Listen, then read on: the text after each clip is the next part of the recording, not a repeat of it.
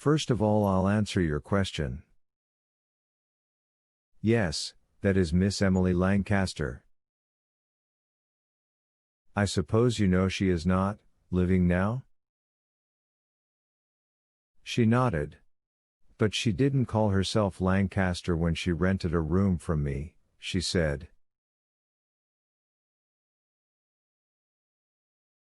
I'm sorry to speak ill of the dead, but if that's Miss Lancaster, she told me her name was Miriam, and she said she was a trained nurse.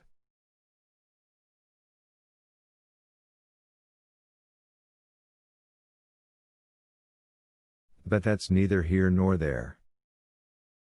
What worries me is about that trunk of hers. I don't know that I'm responsible, but I've got my living to make, and I don't want any trouble.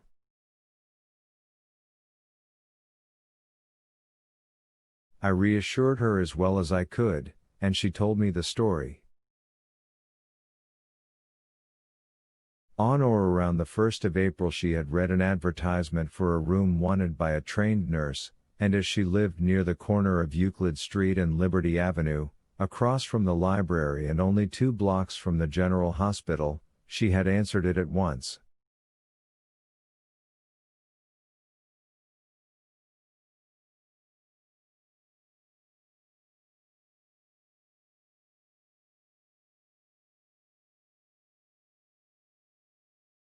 She was a newcomer in the vicinity and did not recognize the middle-aged woman who called in reply.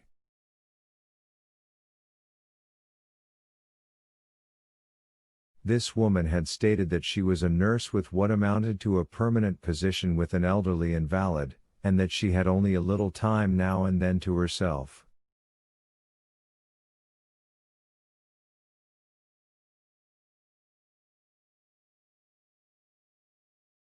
But she said, went on Mrs. McMullen, for that turned out to be her name, that she liked a place she could call home anyhow, even if she only spent an hour or 2 a day in it, when she went to the library for books or took a walk.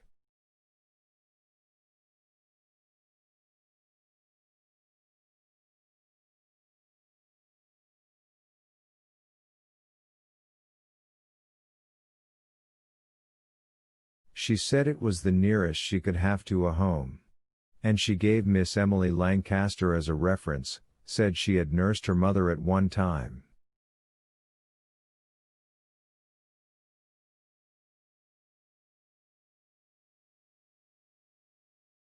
Well, everyone around here knows about the Lancasters, although nobody saw them much.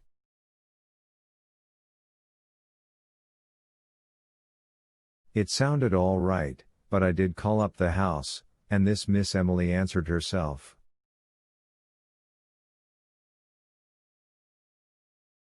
She gave her quite a good reference. How was I to know it was herself all the time, miss? And why did she want to play such a trick anyhow? It wasn't as though she was a young woman. You know what I mean. No, I said thoughtfully. It was curious, of course.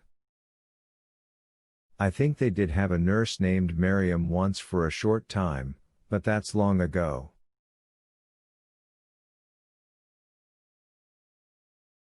The end of it was that Miss Miriam took the room, and according to Mrs. McMullen the arrangement went very well.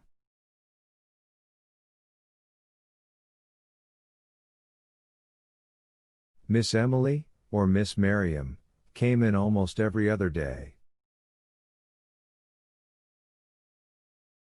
Usually she went first to the library, and then to this room of hers. Once in a while she would stay 2 or 3 hours, but mostly it was less. She had sent in a new wardrobe trunk soon after she took the room, and she kept it not only locked, but padlocked.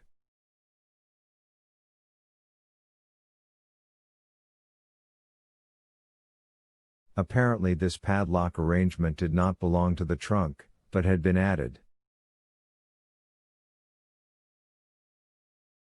I didn't like that much, the landlady admitted, but women that age are peculiar sometimes.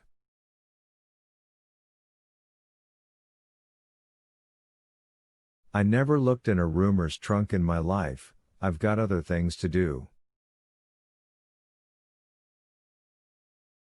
But she was peculiar in other ways too. I had to do the room while she was in it. Not that she mussed it much, she was very neat, but I could only send the vacuum when she was there.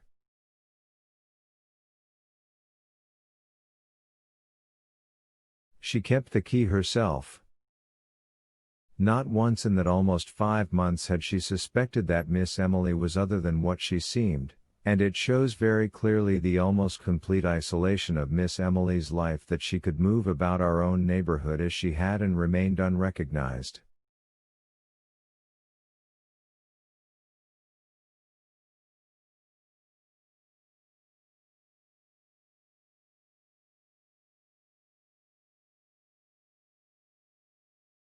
It was Margaret who did the marketing and buying. Liberty Avenue knew her well.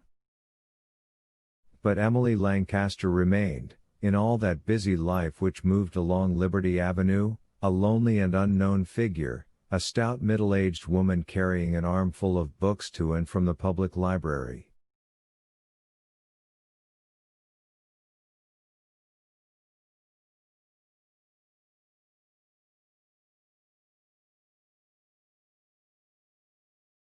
Mrs. McMullen had not finished, however. I did my best to please her, she said, and she seemed to like me well enough.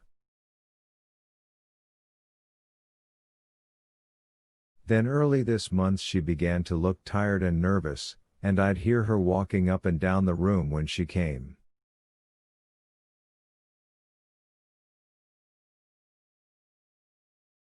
She'd lock the door and, well, she'd just keep moving like a woman who was too upset to sit still.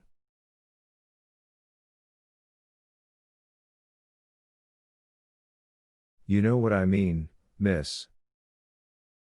So I wasn't so surprised as I might have been when one day about 2 weeks ago she came to me and said she'd like the room very much, but that she might not keep it long.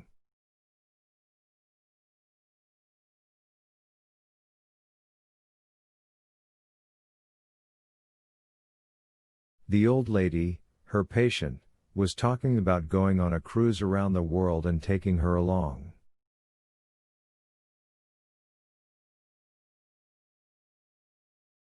I remember she'd brought in a lot of steamer folders, and she read them while I did the room.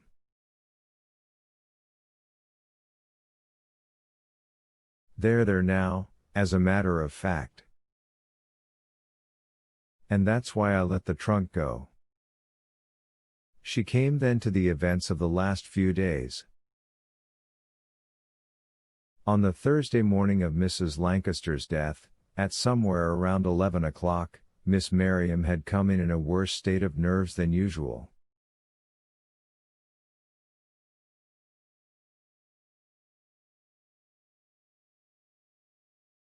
She had been there the morning before, but only for a few minutes. This time she stayed an hour, and Mrs. McMullen said she could hear her walking the floor again.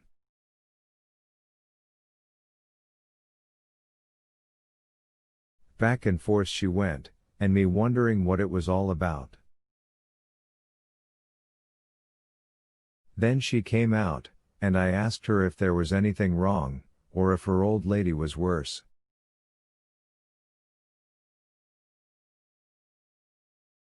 She just acted as though she didn't hear me, and went past me and on out like a crazy woman.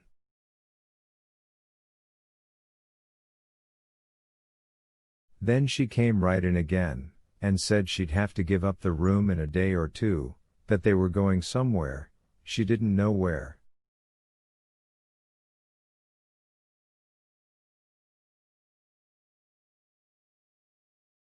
But that she'd send for the trunk later.